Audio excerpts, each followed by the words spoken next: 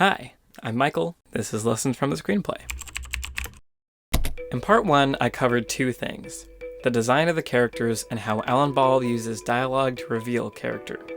I also mentioned that I consider American Beauty to be as close to a perfect movie as you can get. But for all its greatness, the script is not without flaws. It breaks one of the basic rules of screenwriting, and almost 27 pages were cut from the film by director Sam Mendes during the last week of editing, almost a fifth of the script. Why? How did this movie, which I consider perfect, arise from an imperfect script? A script you could even argue was for a different movie. In this video, I want to examine one of the main flaws in the screenplay, then look at the scenes that were cut from the final version of American Beauty. Describing what is in a character's head. Unlike a novel, a screenplay ultimately isn't meant to be read. It's meant to be watched and heard. Unless it's something you can point a camera or microphone at, you can't be sure the audience will understand it just because you wrote it into the script. Let's look at a few examples. Get out! I don't ever want to see you again! Ricky stands there eyeing the Colonel. He's finally discovered a way to break free from his father, and he can't believe it was this simple. This action line is describing what's inside Ricky's head. This sentence is the only part that's visual, the only part that you could point a camera at. I personally never got the sense that Ricky was struggling to break free from his father, so I was a bit confused when I read this line. I don't think this is conveyed on screen. This underscores the danger of describing what's in a character's head. Just because you write it in an action line doesn't mean it will be communicated to the audience.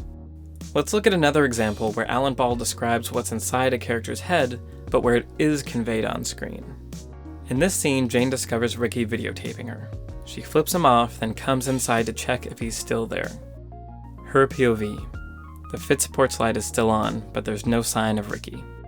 Jane starts quietly up the stairs. Then, just as she's almost out of sight, she smiles.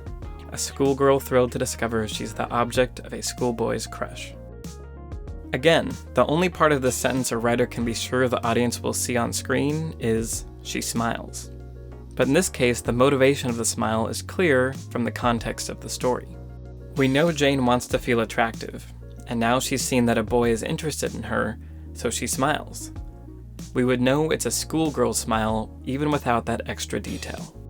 Let's look at one last example from just a page earlier, where Alan Ball doesn't include what's inside the character's head. I really have a shot at being a model, which is great, because there's nothing worse in life than being ordinary. An awkward beat. Jane stares at the floor. This action is strictly external. Based on the context, we know Jane looking at the floor means Angela's words made her feel terrible about herself. We don't need any descriptive text added at the end. We get it. The writer's job is to structure their story in a way that reveals characters' motivations. If you need overly descriptive action lines for a reader to follow your script, you may have a problem. The last things I want to talk about are the deleted scenes, the 27 pages of script that they actually filmed and made up the movie that almost was. There are several smaller changes and missing scenes in the script, but one I found interesting is a deeper explanation of Colonel Fitz's backstory. In the final film, there are no overt expressions of how layered the Colonel's feelings are, until this beautifully vulnerable moment when he kisses Lester.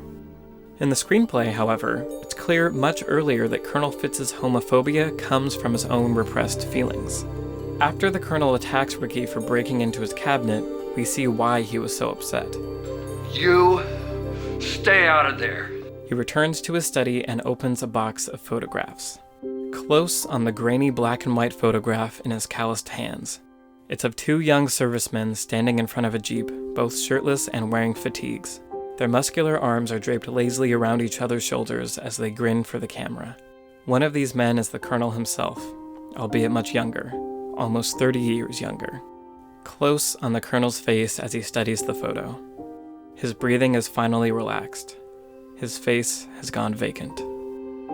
The implication here being that these two were together, or at least that the Colonel had feelings for this other serviceman. This happens on page 85, and his kiss with Lester doesn't happen until page 111. I personally prefer how in the film the Colonel's feelings are less obvious. It keeps the audience wondering about his behavior, lets them fill in their own backstory for him. It's more powerful. The other missing scenes I want to focus on are the biggest of all. Sam Mendes describes them like this. The first was a kind of prologue in which the kids were found guilty of Lester's murder, which was paid off at the end. And we decided to excise that in the last week of editing it in the cutting room, and it changed the whole nature of the film. These court scenes, which make up the first and last 7 pages of the script, are where we meet all of the characters, except, of course, Lester. Ricky in a prison cell singing to himself, Angela on the stand testifying against Jane, and Carolyn in the gallery next to the real estate king. And as Sam Mendes says, it changes the whole nature of the story. It prepares you for a crime thriller, not a drama with a heart. The final sequence of the film has a very different tone. Between the memories of Lester's life, we see the kids being arrested and wrongly accused of his murder. Colonel Fitz, who actually killed Lester, even gives the police a videotape that makes his own son look guilty. Want me to kill him for you? Yeah. Would you? In the end, both Ricky and Jane are convicted of a crime they didn't commit. Jury foreman. We find the defendant guilty of murder in the first degree. Our last image of them is in prison cells. Interior juvenile prison facility. Day. Jane sits huddled in a corner, staring blankly into space. Numb. All of these things make the ending cynical, depressing. There's no trace of the hope found in the rest of the screenplay. It's a downer that undercuts the theme. American Beauty was almost a very different movie. In my previous video, I shared this quote by Sam Mendes, where he says the film they ended up with was not necessarily the one that was intended. I find this fascinating, that due to a combination of luck, creative vision, and willingness to sacrifice a lot of hard work, he found the film we know today amongst the film he thought he was making. Often this idea stresses me out, that so much of filmmaking is reliant on the right place, right time, right people, that so much depends on luck. But then I think, perhaps it's precisely because of their serendipitous nature that certain films become classics.